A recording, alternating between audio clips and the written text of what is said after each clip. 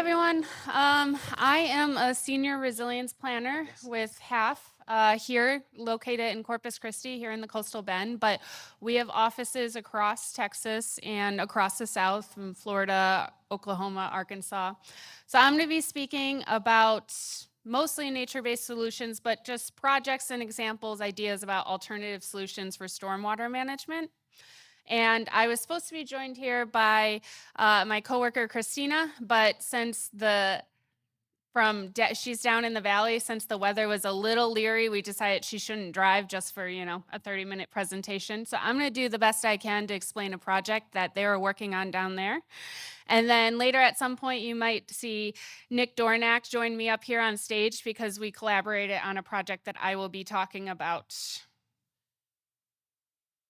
So, what are nature-based solutions?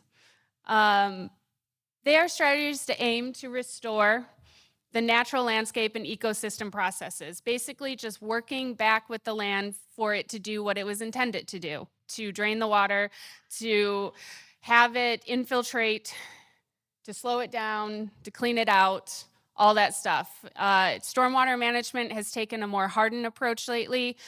Concrete and hardened structures can increase velocity of water, sending it downstream really quickly.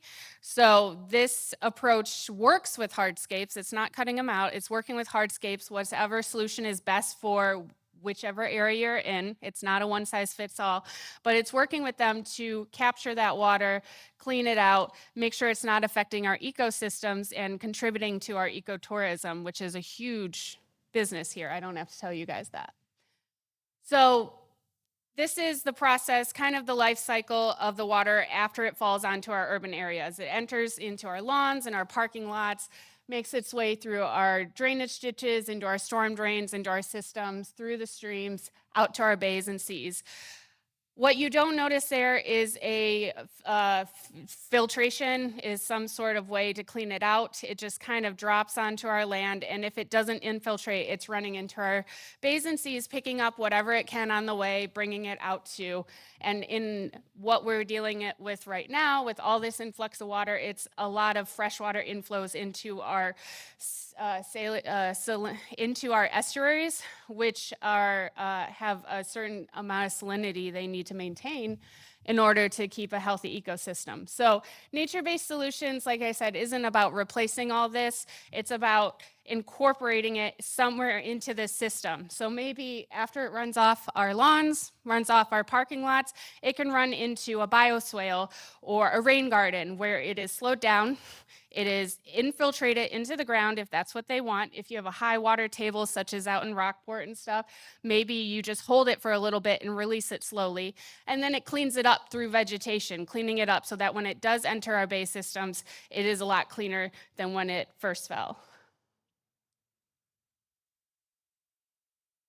So just a few examples, not going to be on this slide for too long, but just kind of a few examples to show you at different scales and different urban placements that we can make. It can be something like permeable pavers where you still need to drive, you still need to walk, you still need those functions, but you want to capture the water. And some companies have permeable pavers where they have a reservoir underneath where the water can be reclaimed, recaptured, or slowly released. And then we have others such as our wet bottom basins and tree trenches that can be incorporated into the landscape, into the design, not only creating aesthetics and a beautiful landscape, but also doing all these extra things on the side. So one of the other things that's not really associated with nature-based solutions, but can be a part of it, is the reclamation of water, is reclaiming it, holding it, because like we're experiencing right now, sometimes we're in a drought and we don't have enough water, and then sometimes we get a huge influx of water and we can't manage it, we can't hold it, so we're just letting it all go. All this water could be used for something, non-potable reasons, irrigation, it could be used for something, but if we don't have the systems to capture it, it's just running off into our bays. So that's where I'm going to talk about a reclamation project pilot study that was done down in the valley. in a different river basin system, but it's a really great example of what we could do here. So this project is located in northern part of Hidalgo County, and what you see on the screen are the major outfalls for the county. And right now, the water is just flowing into the Laguna Madre. So you're getting it landing here, and it's just flowing through our systems into the Laguna Madre. No cleaning, no capturing. That's what they're doing right now. But they want to change that. And at 3 locations in the county, in Willacy, Hidalgo, and Cameron, they want to treat this water and reuse it for potable water standards. The major outfall, called the main floodwater channel, has a watershed of 385 square miles. And there were water rights and permits taken out for the amount of 62,000 acre feet per year. And that is a lot of water running through these channels. These channels are always wet. So why is this important? I think we know here that we're in a drought and it's persisting, and we need this water for various purposes. So earlier in the year, the only sugar mill in Texas closed its doors forever because all the river's water supplies were diverted from the municipal use, leaving farmers without. So this project the goal is to offset the municipal supply and allow farmers to access the Rio Grande waters, allow that water to still be there for them. And a side note, there are only 3 remaining sugar mills in the United States still operational. Fun fact. So this is the site where they've chosen. They've already completed a feasibility study determining that this project was viable. And they just wrapped up the pilot scale study of the treatment plant proposed at what is referred to the Delta site. This site located by the Delta Penchita control structure that controls the flows in the main floodwater channel where it leaves Hidalgo County and enters Willacy County. And what you see here on the screen is a drone shot view of the pilot treatment site. Nueces, this is supposed to be a video, but I assume we probably can't play that. She just threw a video in at me, so I wasn't ready for it. But what this video would show is the treatment going from the intake structure. The A4 line is drawing water from the ditch, and it takes it through 2 fractional links, which are simulating the reservoir that would be at the facility. Let's see. After the tanks in the water is injected with coagulant, it clumps together all the particles for easy removal by the microfiltration system. It's okay. Yeah.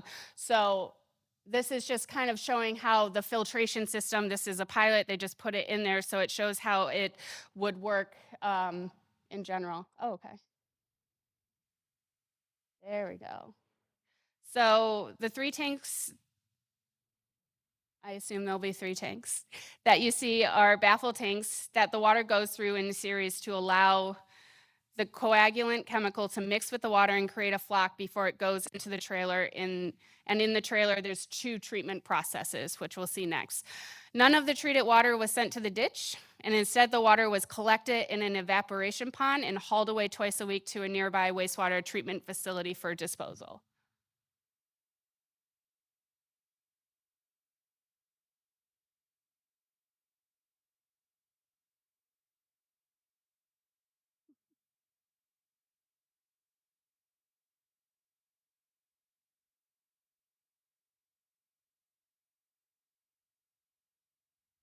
So those are the treatment tanks. That's the process it's going through, and those are the filtration. And so they'll be able just to collect the stuff that you don't want in your water and haul it off.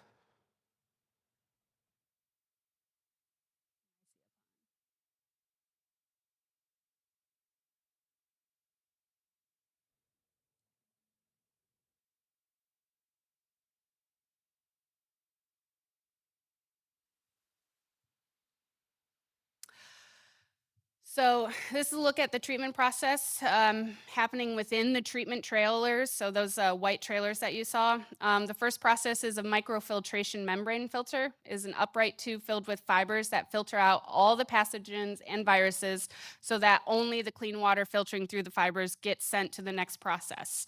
And the next process, reverse osmosis module, is another main membrane that has an even tighter. Which is needed to remove the relatively high salinity of this drainage water. So helping with the salinity issues, the reverse osmosis element is the white tube that is lying down in the back of the facility. Wrong button. Oh, this white tube. Okay. It's buried because it needs to be pumped twice to build up the pressure that is needed to force the water through the membrane pores. The membrane is very delicate and needs to be protected. That's why you see the micronic filters, those blue baskets. In front of them, they will move any chemicals that could compromise the membrane. And so far, through the studies and testing through this, the treatment process works. The microfiltration filter does 99% of the heavy lifting, while the reverse osmosis filters out the remaining impurities, which is mostly just salt. So currently, they had the pilot protocol approved by TCEQ, which outlined the steps we would take during the pilot study. They conducted a 12-month water quality study for the water within the drainage channel since its quality was unknown. So they had to do that first, and then finished the 3 stages that were outlined in the protocol. And they learned a few lessons, of course. Equipment fails, and so there's a need for redundancy. Always need to build that in. And there are lead times and limitations to chemical being ordered not in bulk. And there are not a lot of laboratories that do the water quality testing. So some of our water quality tests were run in Florida or Indiana. So just kind of keep in mind as these possible new projects are being developed. So they're waiting for review and pilot study results and approve the process for them. Then all that's left is design and construct the first facility. So this shows all the different capacities of the 4 facilities proposed.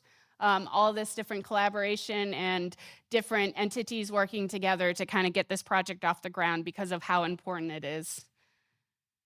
And then here's a picture of the celebratory event held to commemorate the end of the pilot study. It's good to note that this project is feasible and a real answer to our water needs down here in South Texas, not just in the valley, but could be possible here too. And it won the Raincatcher Award for the Water Development Board, which recognizes innovative water solutions. So I just wanted to showcase a project where they were reclaiming the water, cleaning it up, and using it for all these different purposes down somewhere else, possibly for here. Last thing I'm going to talk about is a program here in Texas. You may have heard about it. We've been kind of going around everywhere talking about it, but the Clean Coast Texas program. It's a coastal initiative of the Texas Coastal Non-Point Source Pollution Program. As you can see, it covers the entire coast. They want to work across all the coastal counties to collaborate with communities at the nexus of water quality and stormwater runoff, hazard mitigation, and resilience to sustain strong economies through the Texas Gulf Coast. Texas is a main trade hub, generates more than 1/5 of the energy produced in the United States. Very valuable, particularly the coast, and it includes lots of industries such as manufacturing, commercial, recreational fishing, tourism, agriculture.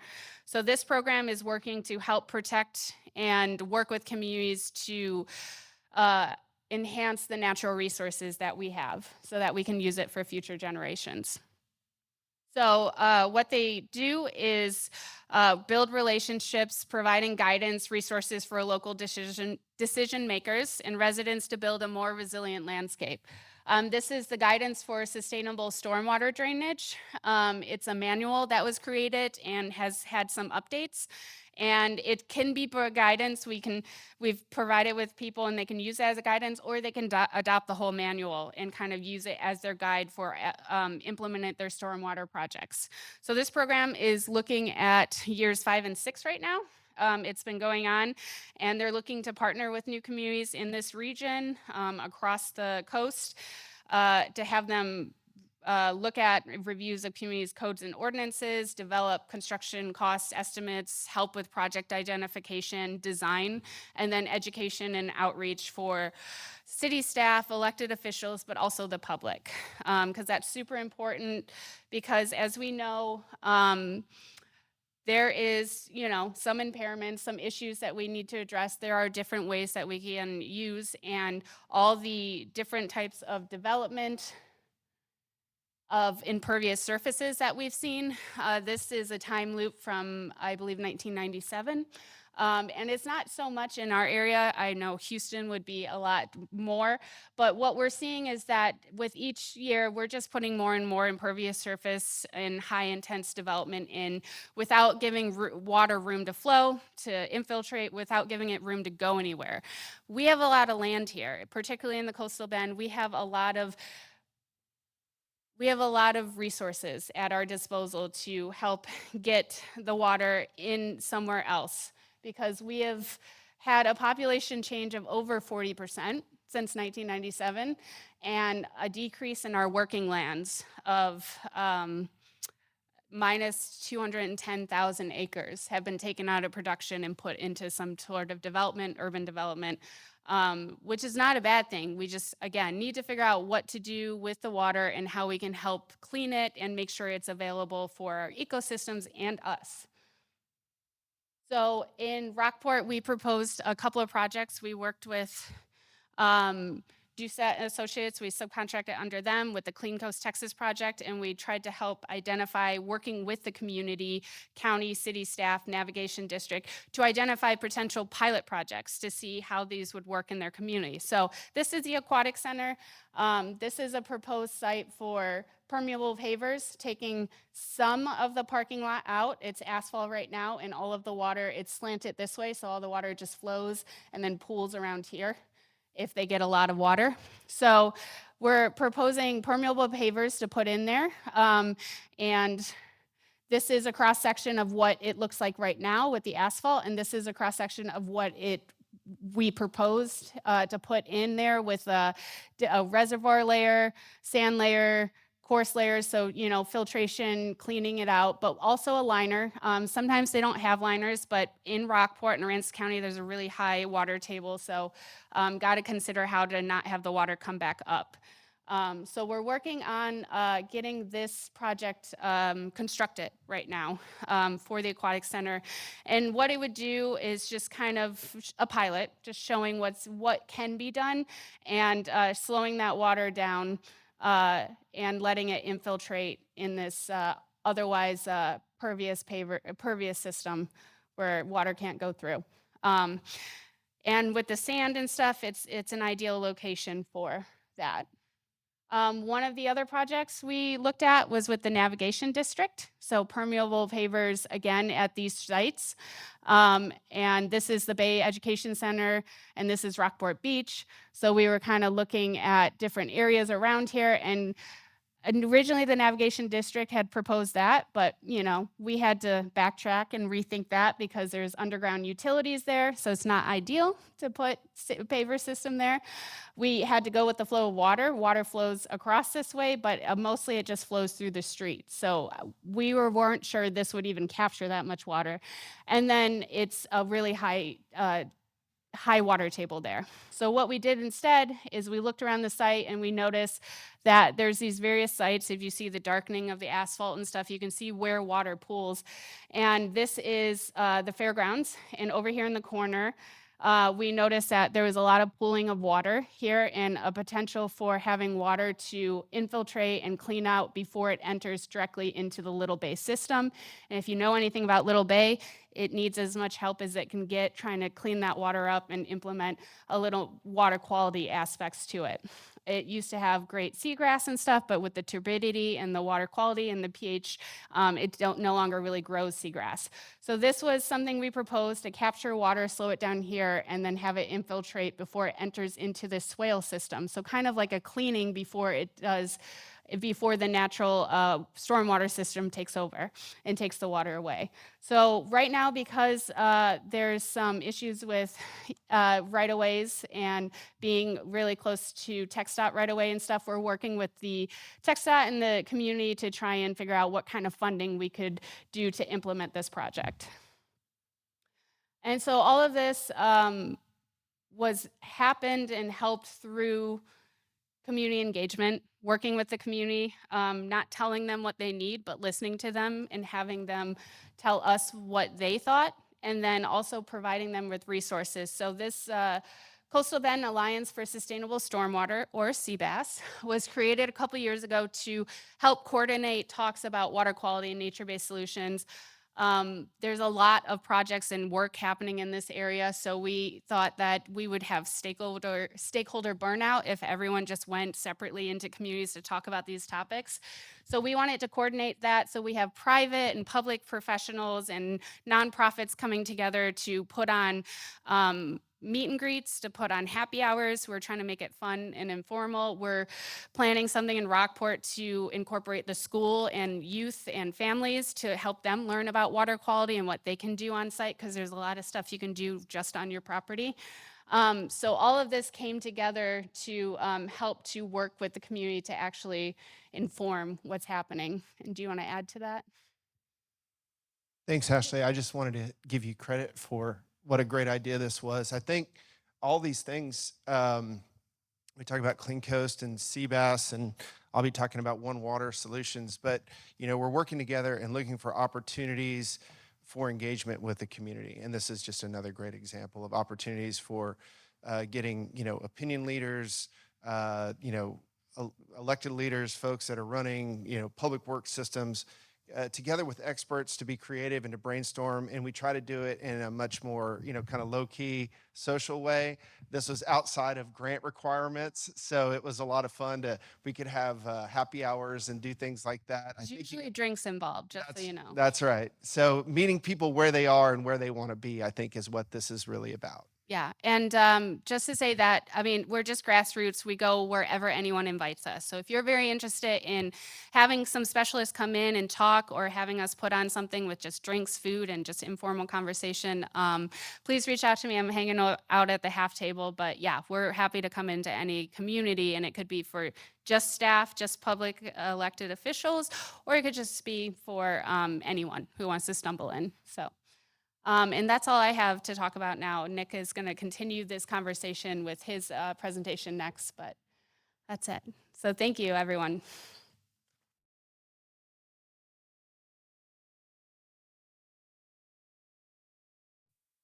Well, thank you very much. My name is Nick Dornack. I am the Water Strategies Lead for Doucet and Associates. We're a Kleinfelder company. As I was kind of listening to speakers yesterday, this morning, and thinking about my presentation and what I wanted to bring home, what I wanted you guys to take home from my presentation. And I was thinking about a theme, and the first thing I was thinking about was balance, right? We've heard state water plan, we've heard flood plans, we've got watershed protection plans, we've got water quality, we've got potable water, non-potable water, and all of these things and all of these concepts and great ideas and great planning efforts. But what we're really looking for is a way to bring them all, together for the right kind of solutions. And I thought balance, and then I thought, I think we could do better than that. And I think what I really want to drive home is harmony. That's what we're looking for. That's what we're looking for in our communities. That's what we're looking for in our lives. That's what we're looking for in our natural resources. It's balance plus. It is finding ways to work with our environment, with our, addressing social needs as well as economic needs. I'll talk a little bit about that triple bottom line approach. That is, I think, an excellent way for communities and leaders in this basin to approach these kinds of really important solutions that we're doing a good job of addressing. And I want to give you guys some ideas today, some brainstorms about, what kind of solutions are going to work in my community, what is available out there. This is a wealth of intellect and expertise along the back walls here. You've got tons of engineering firms. You've got, the River Authority. You've got a great brain trust here, and you guys in the audience know what your community needs. So take that opportunity today to engage with folks. I think that's why we're here. And I hope that that's what I can help facilitate with this conversation today. So I want to talk about One Water. Last year I did a presentation focused a little bit more on a specific project. I want to look at some things within the basin, some highlights here that I have. We talked about Clean Coast Texas a little bit. Great project. Ashley and I started working on when she was at Texas Sea Grant and I was at the Meadow Center for Water and the Environment. And now we've moved on and having some fun at our respective engineering firms, but still getting to work together, I think, because we all really care about this area and making sure that it's viable and sustainable for our kids in the future. I'm going to take a quick dive into water demands for the basin, looking at the 2022 state water plan for this region. We talked a lot about the one that's coming up, so I feel like I gained a little more knowledge, and I talked with Christy a little bit about some things after her presentation I learned. So hopefully we can kind of wind those in. I want to talk about some water quality. And then finally, what are those solutions? How can we find harmony between flood water mitigation, making sure we've got enough water for the future and all the uses and needs that are going on in this basin. Finally, want to wrap up with a little Q&A, and hopefully we'll get started here. So I did not know everybody was going to be doing trivia, but luckily I had some these are like gimme ones, okay? So just shout them out if you know. What water planning region was administered by the Nueces River Authority and the state water plan? What region? N. All right, very good.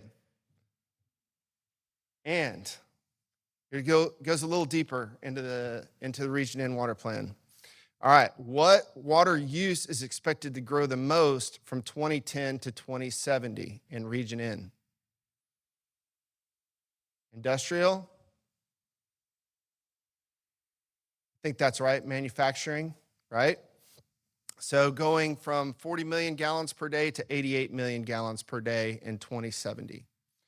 Number two was municipal, a modest increase of 100 million gallons per day to 118 million gallons per day. Again, that was a 2022 region planning. I know that there's some concern over population projections and things like that, but I think it's safe to say that we need to plan for some increase in municipal water demand for sure.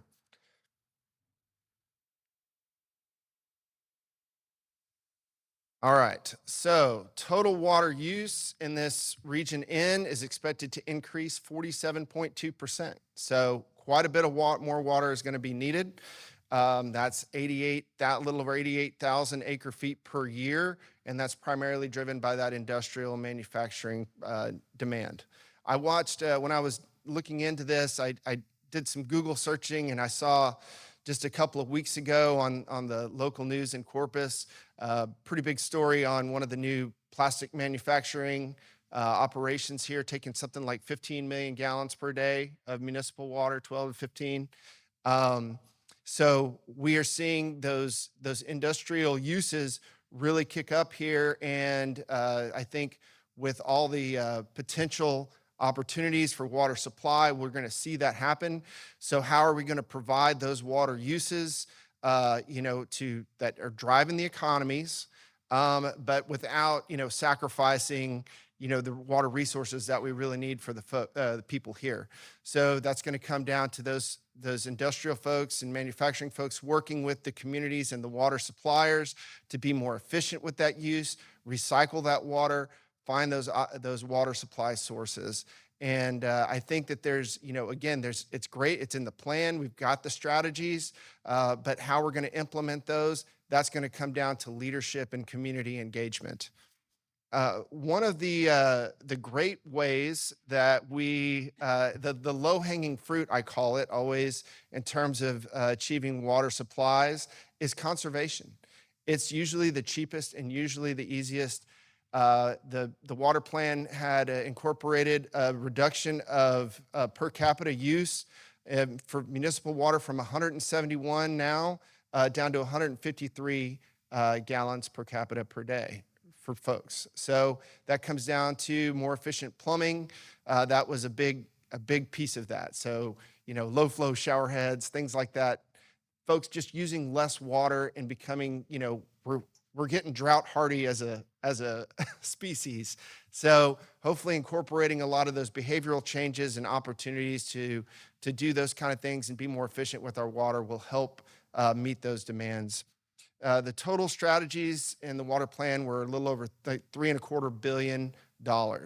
I think I heard Judge Canales say the flood plan strategies were what, billion and a half for Region 13. So we've got quite a bit of projects that are in the books that are, that we need to get the funding for, we need to engage, but we've got to get local communities to implement those, working with folks like the Nueces River Authority, nonprofits, engineering firms. All these folks have to come together if we're going to see these goals achieved and make sure that we've got water for the future. I want to talk a little bit about water quality concerns that I look at in the Nueces Basin, up in the upper basin with the Nueces River, Atascosa, Frio. There are 17 segments listed on TCEQ for either impairments or concerns. Down in a little bit lower Arroyo, Colorado, and has in Petronilla Creek. 7 segments listed, and then 8 segments listed in Oso Bay, Oso Creek, San Fernando Creek area. The most notable impairments that I could see in terms of theme, definitely we're looking at nutrients and bacteria, but we've also got low dissolved oxygen, impaired habitat, and in certain areas, we've got PCBs and edible tissue. So looking at, how are we going to, again, improve our processes so that we are not sacrificing the very natural resources that make this such a great place to live and why we all want to live in this basin and on the coast. So, enough doom and gloom. We're not going to sit here talking about all the problems. We're going to talk about solutions, right? The Nueces River is beautiful. Is one of the most beautiful rivers in Texas. I love getting out there. Some of my best memories are, on the Frio River near Concan when I was a kid. Fishing in Baffin Bay. My son was out there a few years ago and just crushed some redfish. So we have these great resources. We want to protect them. Let's talk about solutions. And I think the most harmonic solution is going to be One Water. And what that is really looking at water, the most efficient use of water, what is the highest and best use of your water resources. Let's take them all as one and figure out the way to use them most efficiently so that we are prepared for the next flood, the next drought, that we're reducing the amount of pollutants that we're putting in the water and maximizing, the right water for the right use. I talk about all the time, why are we treating our water to drinking water standards just to flush it down a toilet? Can we find a better and smarter middle ground there that's more efficient in how we use our water? So the good news is there are a lot of One Water solutions already in your plan for Region N and for Region L as well for the upper part of this basin. We have reuse as a huge tool for that. We're talking about treated effluent. How can we get that? How can we offset irrigation demands? How can we offset, landscaping demands? And ultimately, how can we do that? Should we be flushing toilets with your potable groundwater supplies, your precious surface water supplies? Or could we be doing that more efficiently with purple pipe and treated reuse, or even on-site treatment and reuse, which I'll kind of demonstrate a little bit more as we move into this presentation a little further. So, in order for any of these solutions to take hold, we've got to incorporate the stakeholders. And I think all of these planning processes that we've heard talked about yesterday and today are great opportunities to engage with those stakeholders. We have to have ownership in the communities of these projects, the folks that are in charge of the money, the folks that are asking for the money, the folks that are providing the money. Everybody has to be bought in that these solutions can work and that they can be sustained with operations and maintenance. So we've got to consider those long-term costs. A great example of water quality solutions using stakeholder-driven processes was the recent acceptance of the San Fernando and Petronilla Creeks Watershed Protection Plan. That's going to improve water quality in Baffin Bay, and that's overarching for the region in terms of how we can, again, balance water, how we can balance wastewater with the water quality demands of our bays and estuaries and the aquatic ecosystems up and down the basin. Other opportunities, green infrastructure and advanced technologies. We've heard a lot about low impact development going on. Jess gave a great talk about using that in some of the smaller communities in the upper basin. Ashley was just talking about some of the demonstration projects that we are trying to do in the Aransas County area with low impact development. There's a lot of these projects that exist. When I was still at Texas State, we were kicking off an initiative, and we should have that rolled out, I think, before the end of the year, which will be a green infrastructure tour of the Texas coast, looking at projects up and down the Texas coast and communities and how those are implemented and where they're located so folks can be more familiar with them and how they work. There are engineering firms that can design these solutions, and there are, finding the right folks to build those and maintain those, and the cities to have the policies to ensure that those practices are done right and they will serve for the long term. So we've got a lot of things that need to come together to ensure that these are sustainable solutions for the future. There's a couple of examples here. In the middle, you see permeable pavers. On the upper left, you'll see this is like a focal point for like a small footprint urban environment. There are other advanced technologies. Ashley was talking about the Raincatcher Award for that project in South Texas.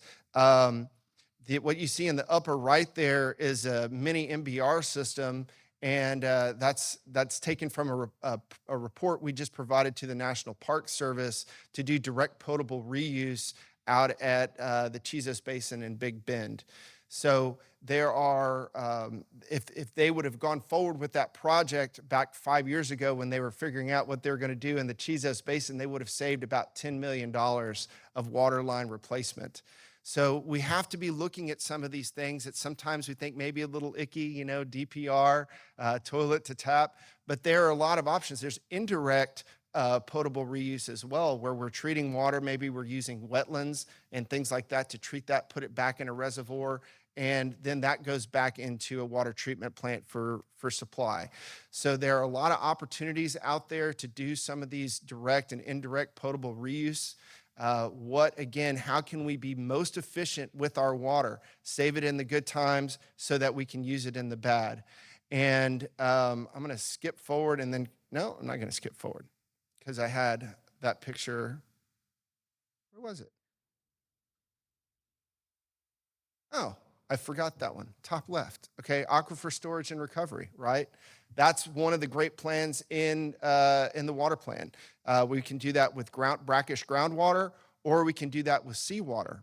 So there's I know a lot of concern that these ASR projects are done and desal projects are done environmentally sound. So that is something that really needs a lot of engagement, making sure that, when we, taking water and treating seawater to usable standards, that can be done with advanced treatment.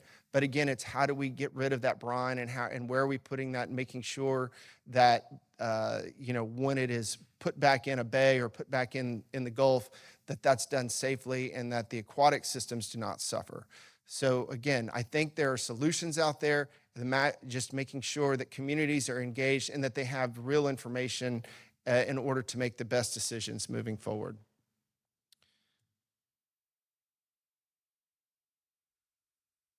So another option that we're going to hear a little bit more about in terms of wastewater treatment with constructed wetlands. Constructed wetlands are also opportunities we can use for stormwater mitigation and water quality improvements as well as wastewater treatment. So we can have multiple uses with constructed wetlands that benefit both the environment and benefit, the downstream users. Constructed wetlands can reduce your biochemical oxygen demand. They take out sediment, they reduce nutrients and bacteria.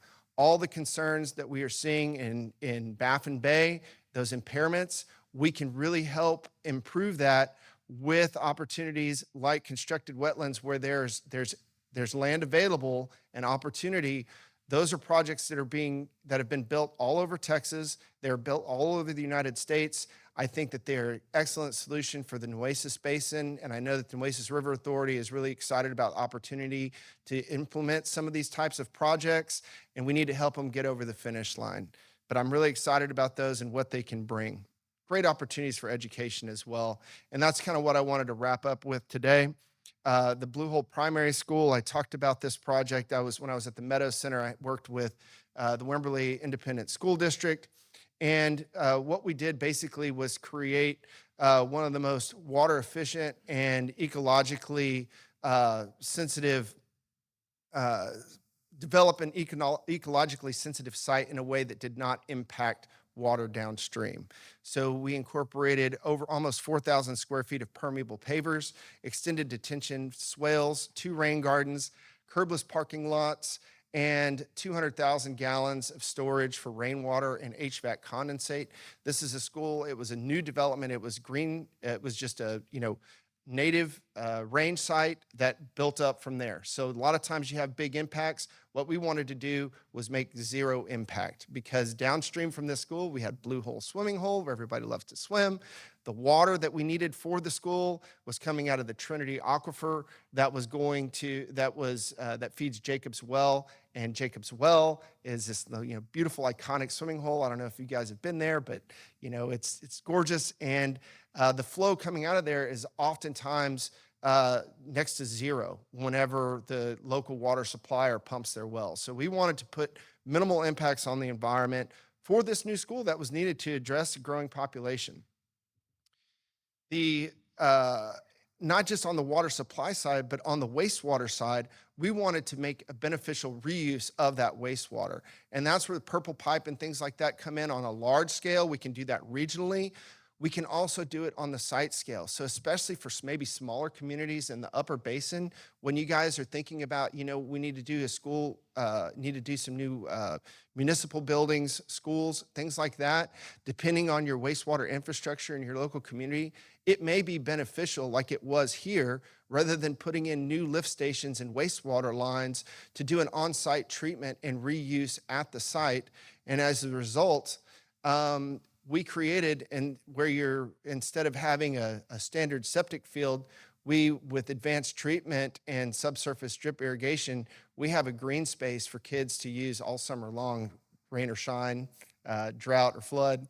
It's a great place there behind the school. So this is not your typical wastewater solution, but it has worked in Wimberley. In addition, it was a great opportunity at a school to educate the kids on why we were doing this. These kids get to use this system every day. There's a window they can see where all the water comes in when they flush their toilet. They know where that water's coming from. It's coming from the rainwater tank. It's there's a video that the kids do. If you guys haven't seen it, check it out on YouTube. Wimberley students describe Blue Hole Primary School. As a result, not only were we able to implement all of these water savings, kids are using less than 2 gallons per student per day at this school, but we're also able to save Wimberley ISD over $1 million in 2018 over the 30-year life of this school on reduced water supply cost, no sewer cost, and then doing that while also protecting the water quality downstream. So really just a terrific project. The last project I was going to highlight, just to let you guys know this is happening. This is in Bandera County, so right on the edge of the basin. But what we're looking at is a new mixed commercial residential development that would be driven completely by rainwater as the public water supply. So this is we're looking to get enough roof space. The senior living community will have residences. It will have a nutrition center. It will have a veteran center, a memory center, greenhouses. But what we're trying to do, again, groundwater is very short supply out there. The cost to drill a well is very expensive. They don't have municipal water lines. So their solutions in order to create this community that they want to develop is to harvest the rain as well as the condensate. One little factoid I didn't mention, at Blue Hole Primary School in the spring and fall and summer, many months in the summer, we're collecting 1,500 gallons a day of just AC condensate.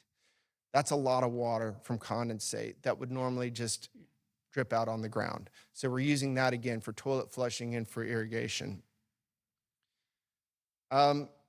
The water supplies in this region and throughout Texas are often precarious. So how do we reduce risk, implement sustainable and resilient efforts to ensure clean and abundant water resources for the Nueces Basin? And I just want to leave you with this. It can start now and it can start local. Local solutions can start. We're implementing these in many communities up and down the Texas coast. Cities have ordinance power. We can do things. We can address future development. We can make sure that impervious cover does not become overburdensome in terms of meeting our water quality goals.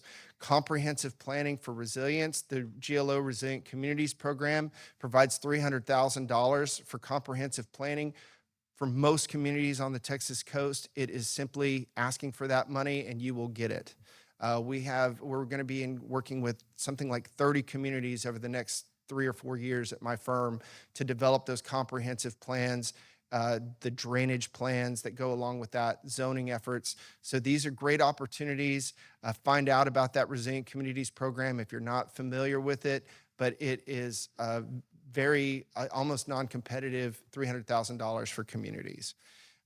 Resolutions for adopting one water strategies, we've got to start somewhere. So when we have RFQs for new construction or new design services, cities and counties and businesses can ask for that from engineering firms. If you ask us for those solutions, we can provide them. But oftentimes, and I've learned this in my year plus at an engineering firm, if we're not asked for these kind of services, we're not really going to provide those types of solutions. We need to drive demand up for more efficient and better solutions. And that can be driven by your planning, that can be driven by your ordinances, things like that. But we need leaders in those communities to be champions for one water solutions.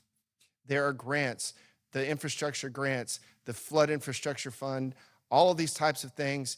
EPA Innovation Grant, that's what we're applying for the Bandera County Silver Sage, a $20 million grant to provide the water infrastructure for that new development. That would be a true one water development, again, working off of rainwater, not groundwater, not precious surface water. County incentives, those things, counties can get involved as well, especially in the floodplain.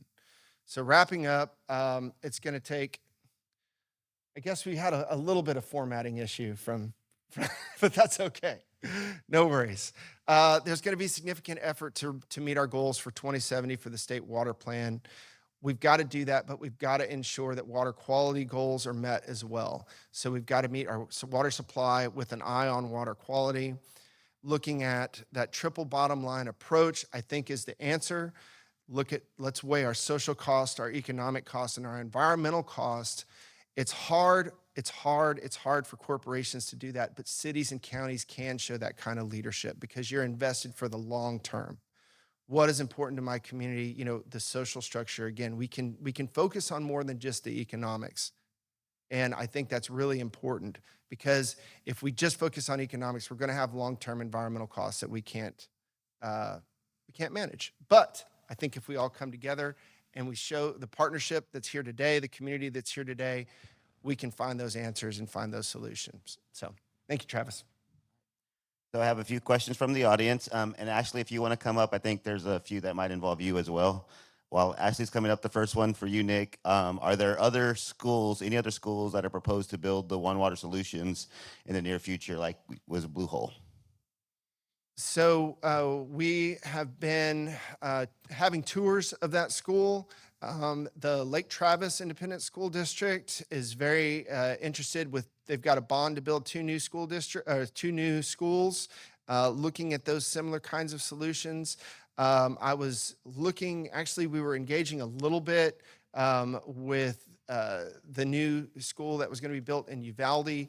But actually the architect that is working on that project helped design the school that kind of gave me the inspiration for Blue Hole Primary, and that was in Dripping Springs. They had this giant rain tube, and I was touring the school because my kids were going to be about school age, and I saw that rain tube. I said, "That's the coolest thing ever." So every time it rains, the kids could see the rain coming through. So there's a lot of interest in that. It needs to be built into the bond, but there are a lot of projects that have sprung off of that as well. So there's a library being built, and again, that development in Bandera. The Shield Ranch outside of Austin as well has a public water supply that's done with rainwater. That was the first one in the state.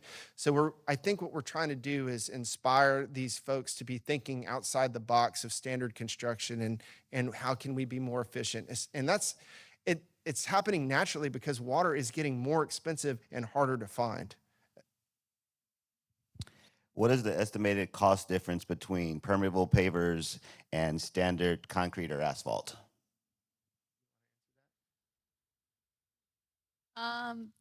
That is a really good question. I can get that answer. Unfortunately, I am not the engineer who designed that project, so I don't have a specific answer for you, but I will get an answer and get back to Travis on that so he can announce it. Sorry, everyone. It's okay. For the water treatment pilot in Hidalgo, what was the dollar per gallon of treated water, and what was the cost to treat the other words? You know any of those? I don't because I didn't run that project, but I will find that answer because I just messaged her to let her know that I had some questions for her. So I will get that answer. So I'm gonna get these from you and All right, I'm going to get back with you guys. I'll put Ashley on that, so we'll have an answer by the end of the day. Ashley, we'll work on that. Are there any other questions from the audience? I'll say that usually what I've been seeing on these permeable pavers is maybe about twice as expensive as regular pavement. Howdy, I'm Mark Ellison with IDE Technologies. A little bit of rain on your parade, PFAS, forever chemicals. How's that going to start to affect this in communities, especially industrial, large military bases, new EPA rules? What's your outlook on how we're going to have to deal with PFAS? Well, I sure know at our firm, it's been a big topic of communication and strategy for the last several months. We have technology available to treat for PFAS. I guess one of my concerns is, where the funding's going to come from. I know that there's new rules, and a lot of things happen with rules without funding to actually take care of that. So unfunded mandates with regard to PFAS, I think that's going to be difficult. There are opportunities, but it's going to require advanced treatment, and I think that there will be a lot of focus on that and a lot of money and effort swimming around that effort in the next 10 years for sure. Are there any other questions from the audience? All right, well, thank you, Nick and Ashley.